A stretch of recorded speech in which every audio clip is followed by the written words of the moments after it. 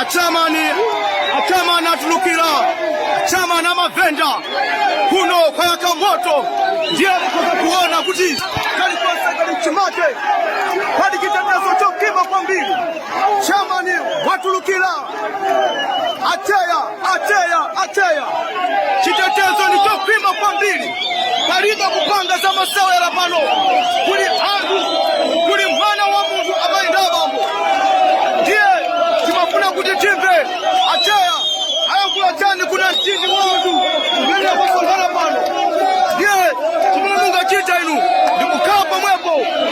kuti muambe kuti ateya ayakula chani pano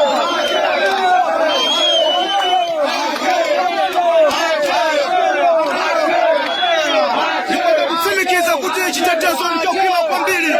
pano palibe kupanga za masewera iya aliyense akuoneka ukondwera kuti cheya wafika ndiye ayankule anthu bwanji amaenda bambo mutakhapo mwepo poti pano acheya afika kuli kanthu kokanthu ndi scissors zanga Mike Sakalicho kuti bwanji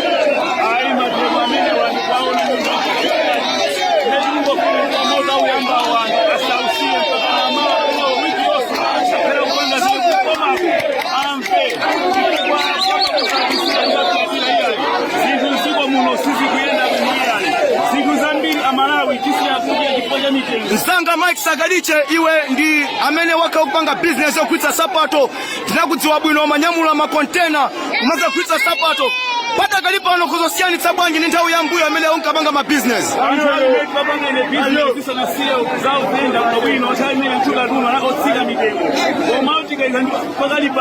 zinthu zakwera kwambiri mitengo mwasina lakiso chakwera kotero kosikukwera zonyengerera zofunika munthu amene achoke kapenanso mitengo atsitse mitengo ndiye anthu ena amanena kuti ngati chakwera sangatsitse mitengo ya zinthu zimenezi anthu mukufuna kuti chakwera achoke before pa 16 September ndizoona zimenezi